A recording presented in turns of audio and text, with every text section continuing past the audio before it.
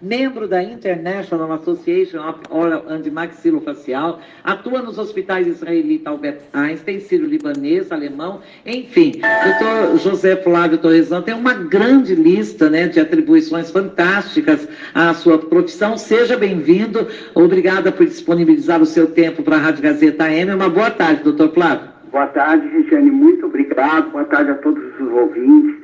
Muito obrigado pelo carinho e é um prazer estar aqui falando com vocês.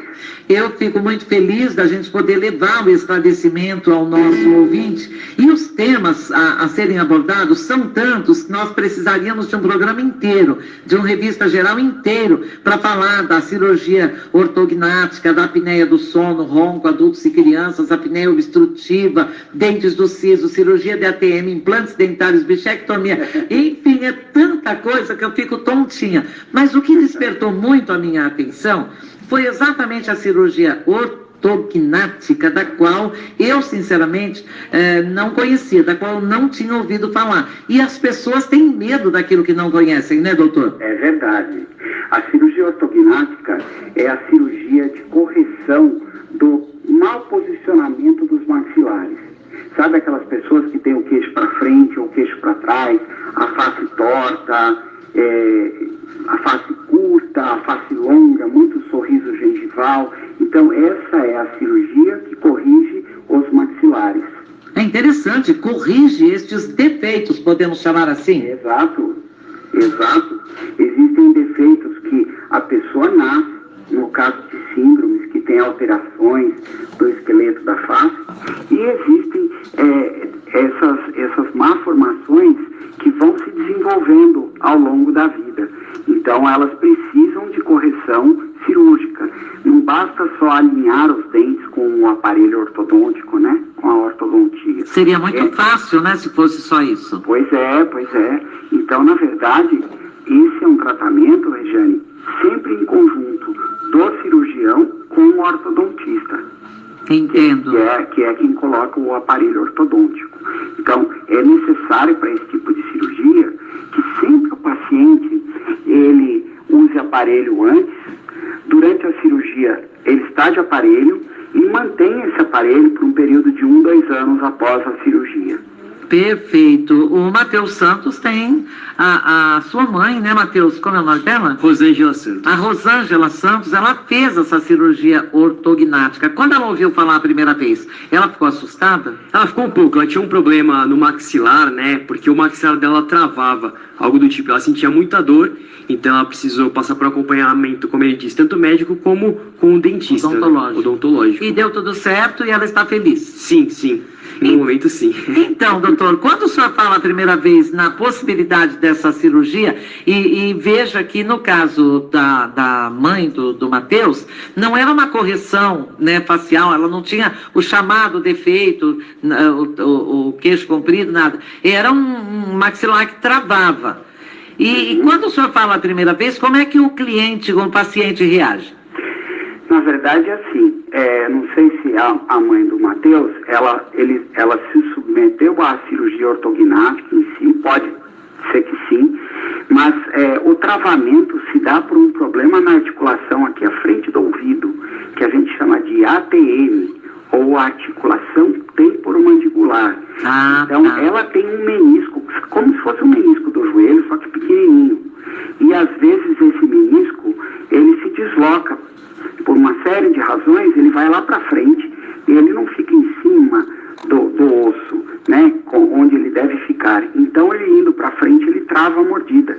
A pessoa não consegue abrir a boca. Mas se existe a cirurgia de ATM e a cirurgia ortognática, e no caso que ele está narrando da Rosângela, né, seria uma cirurgia de ATM, pode ser que tenha havido mais algum problema, é isso? Não, na verdade é assim, muitos dos pacientes que vêm nos procurar têm uma deformidade dentofacial que necessita de cirurgia ortognática e tem queixas por causa desse mau posicionamento dos dentes e dos ossos da face, ele acaba tendo queixas na articulação. Então, alguns poucos casos, nós operamos junto a cirurgia ortognática, junto com a cirurgia Perfeito. O Matheus quer fazer uma pergunta, doutor. Doutor, boa tarde. Você disse inicialmente de que era necessário um acompanhamento tanto médico quanto odontológico. E é necessário, então, que haja uma concordância entre esses dois médicos, né? Para que a cirurgia seja efetuada de fato. Isso. Na verdade, assim, eu sou dentista e a minha especialidade chama-se cirurgia bucomaxilofacial, que é o profissional da odontologia que realiza essa cirurgia. E o dentista, ortodontista, ele também é cirurgião dentista, especializado na colocação do aparelho e alinhamento, nivelamento desses dentes e correção do que possa ser do ponto de vista dentário. Então, há, sim, como você ressaltou, que ter uma concordância entre os profissionais. Por isso, nós sempre que temos um grupo de ortodontistas que trabalham com a gente e a gente faz com que a conversa flua entre as equipes, né? Para que possa ter o melhor restabelecimento do paciente. Agora, doutor Flávio, eu fiquei preocupada com uma informação que eu li no vasto release que a sua assessoria me mandou, dos medicamentos específicos para osteoporose que podem causar necrose nos ossos maxilares. Isso procede, eu tenho notado nos médicos, principalmente nos ortopedistas e até outros especialistas, que eles têm tido um constrangimento, eu diria não, uma diminuição no receitar medicamentos que contêm forte incidência de cálcio para a osteoporose. Eles têm diminuído o número na receita, têm preferido até um medicamento que retém o cálcio no organismo e não aquele que coloca o cálcio no organismo. Exato. Regiane, você fez uma pergunta importantíssima e um assunto que todos os ouvintes devem realmente prestar muita atenção. Durante essa última década, se prescreveu muitos medicamentos para a osteoporose. Entre eles, existe uma classe de medicamentos chamado bifosfonato, né? Esses bifosfonatos são medicamentos que impedem a reabsorção óssea. Então, ela diminui o potencial de você ter fraturas de cabeça de fêmur, de coluna, enfim, coisas relacionadas à osteoporose. O grande problema desses medicamentos é que eles fazem um efeito fantástico sobre a coluna, sobre a cabeça do fêmur, o colo do fêmur, onde se fratura muito, mas eles têm um efeito colateral gravíssimo, que não são todos.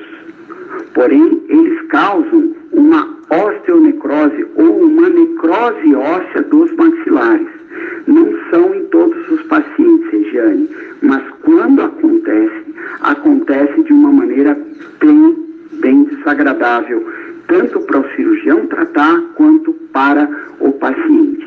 Então, quando o paciente necessita realmente, ele tem um grau de osteoporose elevado, uma tendência a ter osteoporose, o médico deve sim receitar, prescrever essas medicações, porém há necessidade de alertar o paciente, que ele vá ao seu dentista antes, que ele faça profilaxia, que ele remova focos dentários, dentes infeccionados, para que ele possa então fazer uso dessa medicação. Para não necrosar. Porque assim, qualquer processo infeccioso nos dentes pode desencadear uma osteonecrose dos maxilares. Esses medicamentos também são utilizados para tratar um tipo de tumor chamado mieloma múltiplo, que é um câncer de uma evolução lenta. Então, altas doses desses bifosfonatos são empregadas e essas doses realmente podem acarretar necrose óssea dos maxilares, que é de difícil tratamento. Outra coisa que me assustou bastante, é muito natural que pessoas, principalmente de idade avançada, tenham próteses que machucam a boca, que machucam a língua, acabam mordendo, causando um desconforto muito grande.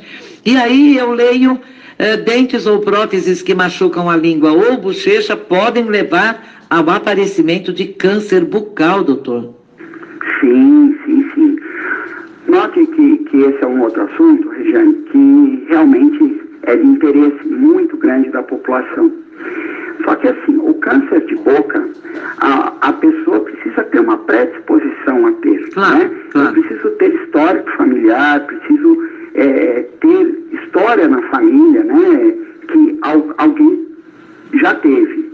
Ok, esse é um fator que pode predizer se o paciente vai ter câncer.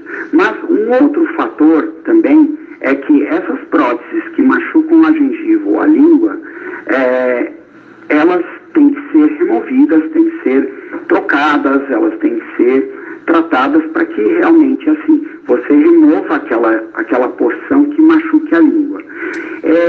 É muito mais comum próteses ou dentes quebrados que estejam machucando a língua ou bochecha.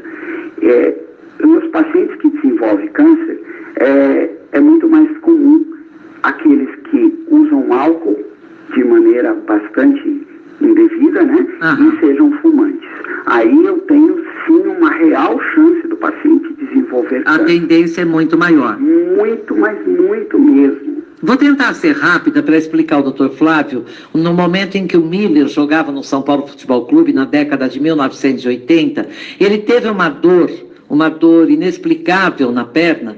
Eram dores musculares, evidentemente, ele identificava como, e ficou vários jogos sem participar das partidas, e eram realizados todos os exames, não se encontrava a origem da dor. Como a dor é subjetiva, ninguém pode dizer que ele não estivesse sentindo dor. Então ele continuava fora do time, até que um dia o massagista Hélio Santos disse: Miller, faz uma panorâmica dentária. Ele falou: o seu Hélio, a minha dor é na perna. Ele falou: por favor, faça uma panorâmica.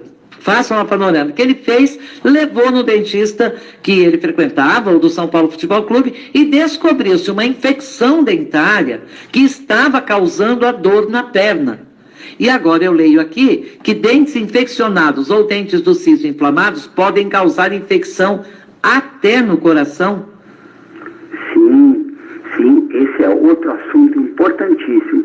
Regiane, a questão de alguns meses atrás, nós tivemos a morte, infelizmente, de um ex-integrante de uma boy band dos anos 90, do Polegar, e esse, se eu não me engano, era o baterista. Ele faleceu em decorrência de uma septicemia, que é uma infecção generalizada, que foi provocada por um dente incluso.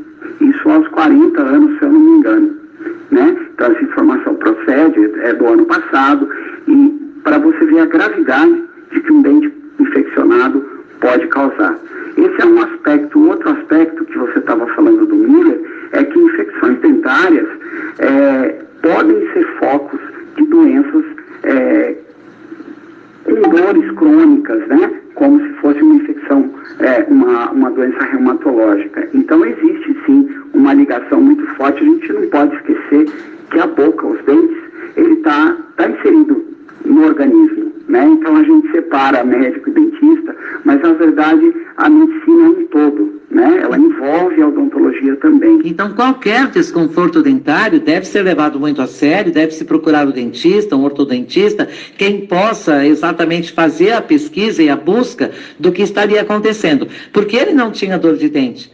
Ele tinha dor na perna, e descobriu-se com essa felicidade do massagista do São Paulo à época, o Hélio Santos, que pediu a panorâmica, desconfiou que pudesse ser, que o pus dessa infecção estaria descendo e causando a dor na perna. E eu fiquei estarrecida, porque a torcida já chamava o Miller de mercenário, já gritava ofensas a ele, porque ele não jogava, e ninguém sabia a origem da dor. Então fiquem os nossos ouvintes muito alertas, muito alertas. Um filho, um sobrinho, a própria pessoa tem um desconforto dentário, vai ao dentista.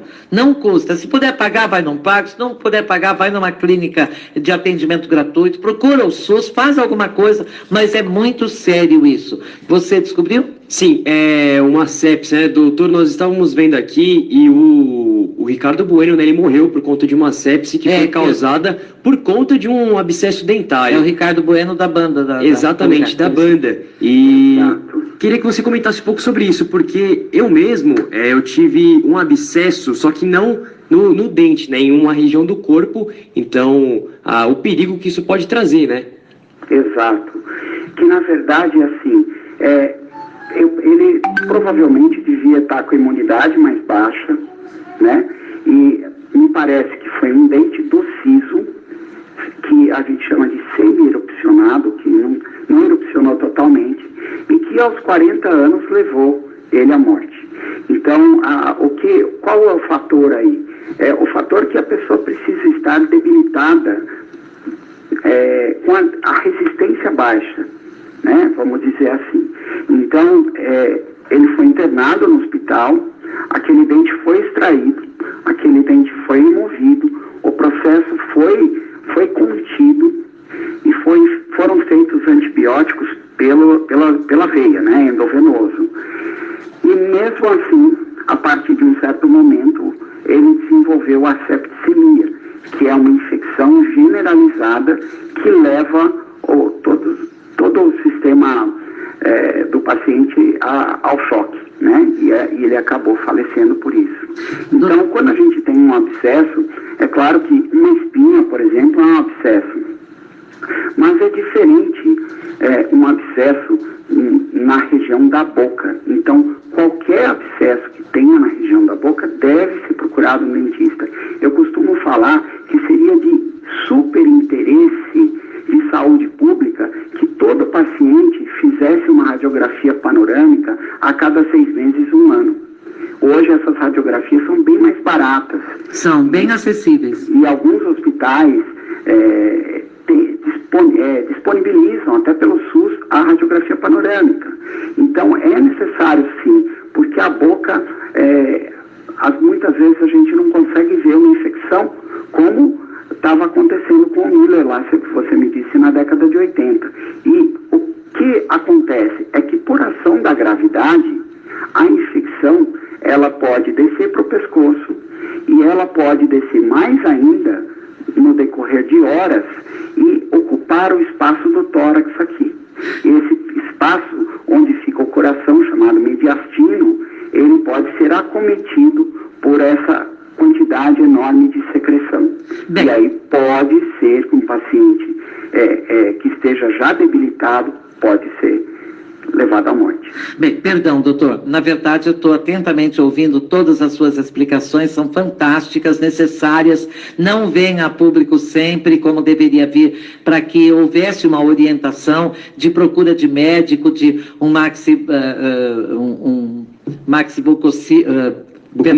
bucomaxilo, um dentista, um ortodontista, enfim, um especialista que possa atender a população. É uma pena que o nosso tempo esteja tão curto, mas eu quero agradecer a sua presença e, ao invés de deixar o espaço que eu costumo deixar para o senhor dizer aquilo que eu não perguntei, quero antes fazer minha última curiosidade, minha última pergunta.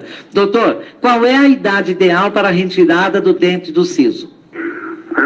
Jane, na verdade, assim, o que tem mais ao consultório são adolescentes dos 12 anos até a grande maioria, até os 25.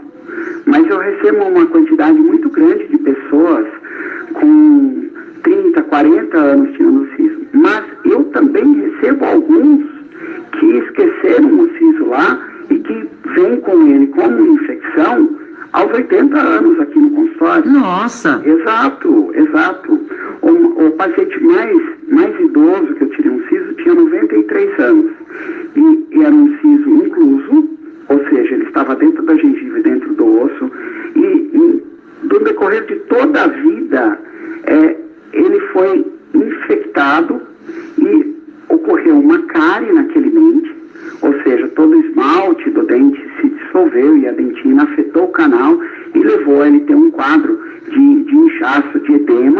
na face, e por isso ele veio. Como a diabetes dele estava alterada, o médico suspeitou, pediu as tomografias e acabou encaminhando. Então, assim, a grande maioria é até os 30 anos. Até os 30 anos, o processo de cicatrização é muito melhor, Regiane. Com 20 anos, pode-se tirar o dente do siso? Claro! Então tá bom. Eu tenho crianças aqui de 12 anos, vamos dizer assim, crianças, né? Porque alguns são maiores, mas essa idade tenra, ela faz com que a reparação, a cicatrização seja muito melhor. E, por outro lado, esses dentes, eles não se desenvolveram ainda. Eles são como germes, né? Como estão se formando ainda. Então, você tira ele quando dessa não formação completa e eles não atrapalham o aparelho ortodôntico no futuro. Ou seja, não entortam os dentes ao lado, como normalmente acontece quando o paciente deixa o siso com 30 anos, né? Muito obrigada, Dr. José Flávio Torresan, cirurgião bucomaxilofacial, presidente do Congresso Paulista de Cirurgia e Traumatologia Bucomaxilofacial. Eu gostaria de saber qual o contato que o nosso ouvinte pode ter com sua equipe, com o senhor, para alguma dúvida que precisa retirar, que precisa esclarecer. Podemos ter um contato seu publicamente? Regiane, existe o meu site, chama-se Ortognática Torresan, que é ortognática, é daquela cirurgia que a gente já havia comentado. Exatamente. Ortognática Torresan. .com.br, e lá tem uma série de informações sobre tudo da cirurgia bucomaxilofacial. E temos o telefone do consultório, que eu posso passar? Pode, por favor, doutor. 11, em São Paulo, né? 3071-0800.